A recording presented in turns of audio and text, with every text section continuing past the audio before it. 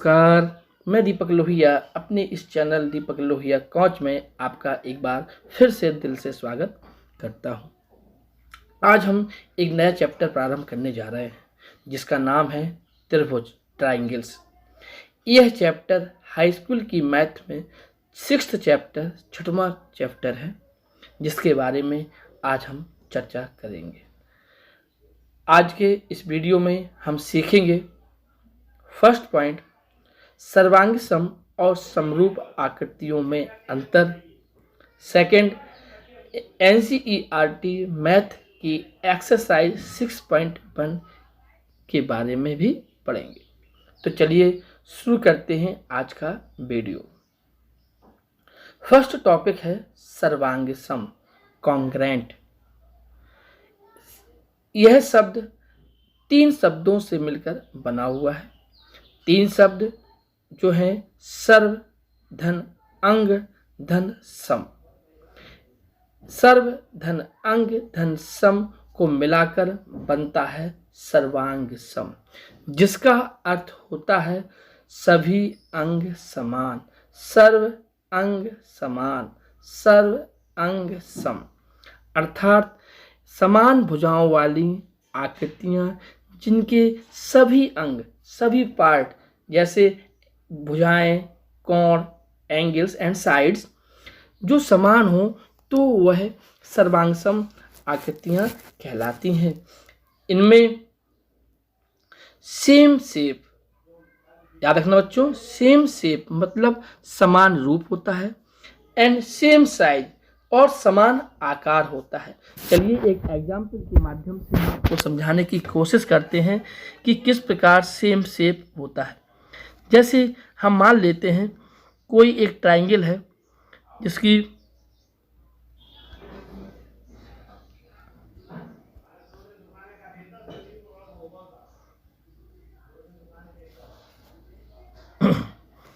कोई एक समान ट्रायंगल के लिए हम आपको एक एग्जांपल लेते हैं।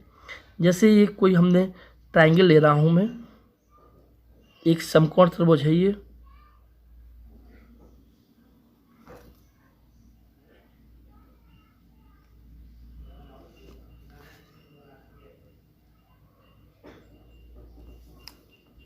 एक कोई एक समकोण त्रिभुज लिया हमने और दूसरा भी एक समकोण त्रिभुज ले रहा हूं, पर उसको थोड़ा सा मैं चेंज करके ले रहा हूं, उसकी डायरेक्शन को मैं थोड़ा सा चेंज कर दे रहा हूं।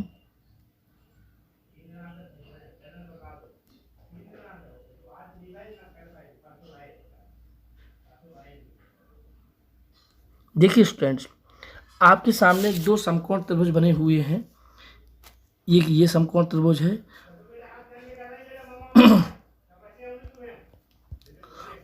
एक ये समकोण त्रिभुज है और एक ये समकोण त्रिभुज है।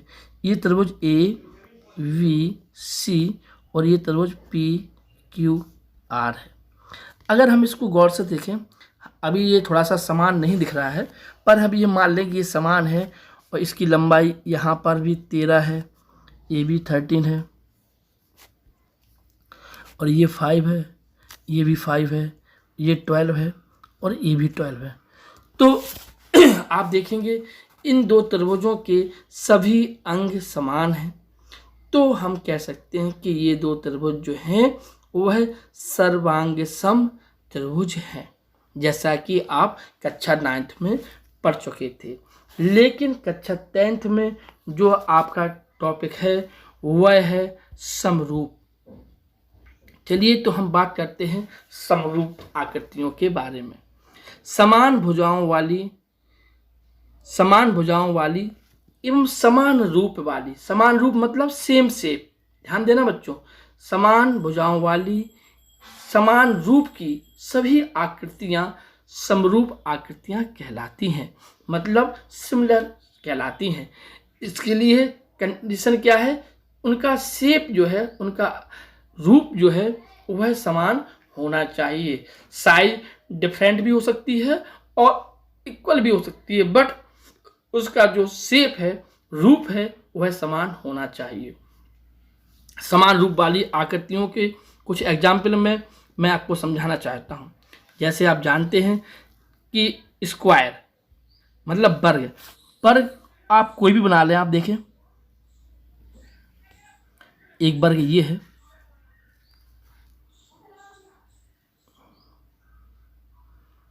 और एक वर्ग ये है स्क्वायर, और एक वर्ग मैंने ये बना दिया है।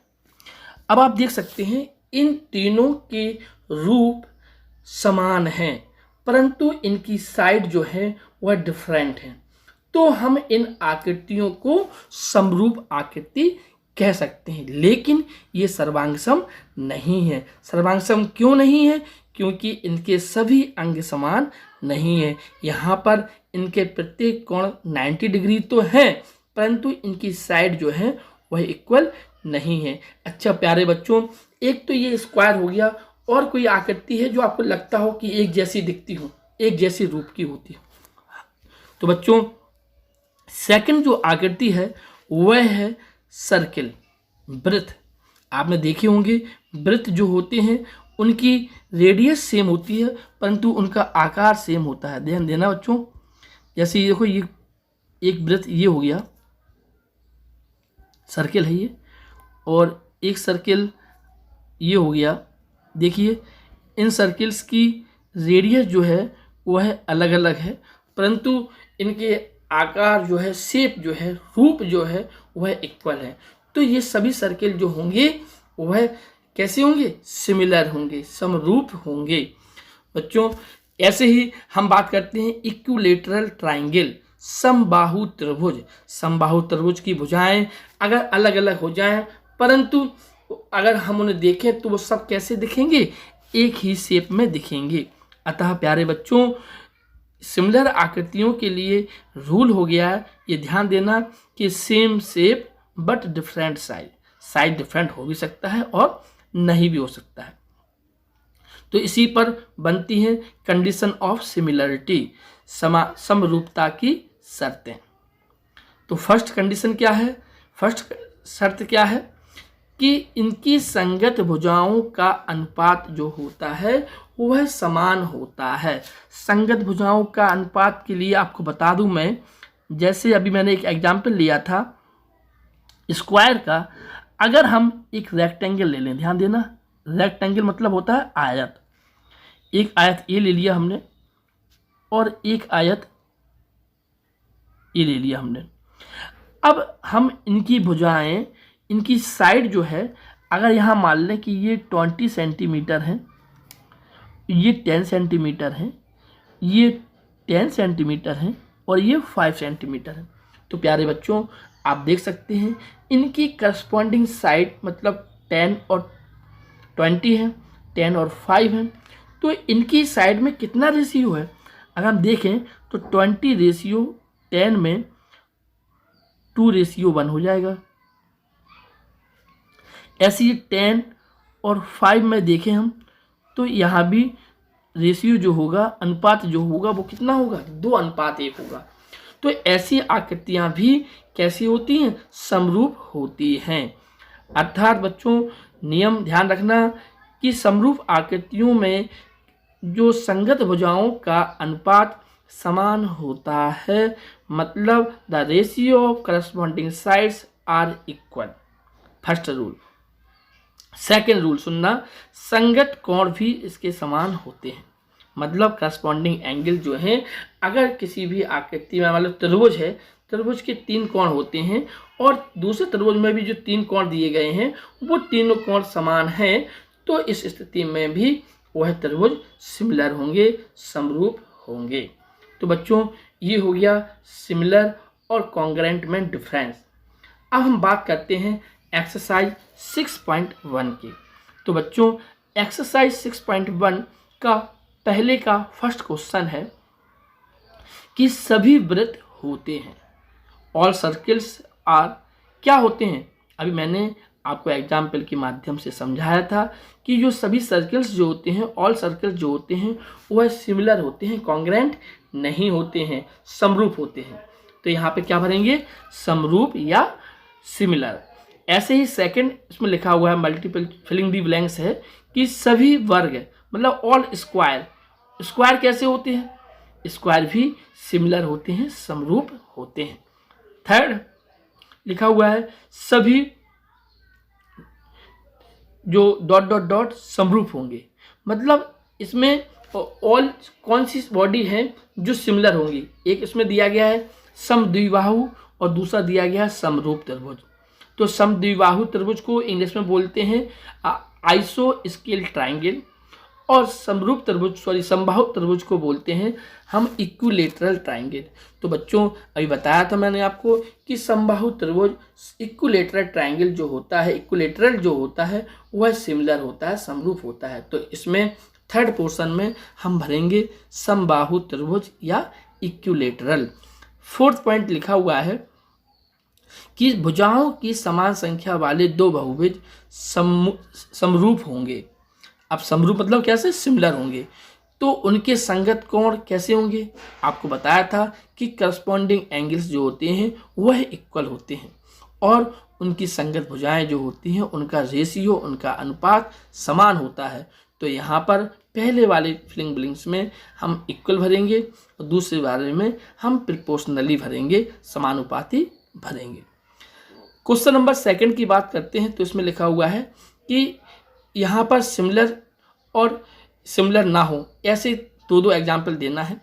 तो सिमिलर आकृतियों के लिए आपको मैंने 3 एग्जाम्पल बताए हैं, कोई भी 2 लिख दीजिए। सिमिलर आकृतियाँ कौन कौन सी होती हैं, स्क्वायर होता है, सर्किल होता है और इक्विलेटरल होता है, मतलब वर्ग, वृत्त और समबाहु त्रिभुज। और ऐसी आकृतियाँ जो समरूप ना हो उसके लिए आप कह सकते हो जैसे एक स्क्वायर हो गया, एक रेक्टेंगल हो गया। आप जानते हो इन दोनों में भुजाएं समान हैं, क्योंकि इसमें भी 4 भुजाएं होती हैं, इसमें भी 4 भुजाएं होती हैं, लेकिन इनका स्क्वायर में ऑल साइड्स इक्वल होती हैं, पर रेक्टेंगल आयत में ऑल साइड्स इक्वल नहीं होती हैं। तो ये नॉन सिमिलर आकृतियां हो गई। ऐसे ही क्वेश्चन नंबर 3 है। इसमें लिखा हुआ है कि जो क्वाड्रिलेटरल दिए गए हैं, मतलब चतुर्भुज जो दिए गए हैं वो समरूप है कि नहीं, सिमिलर है कि नहीं।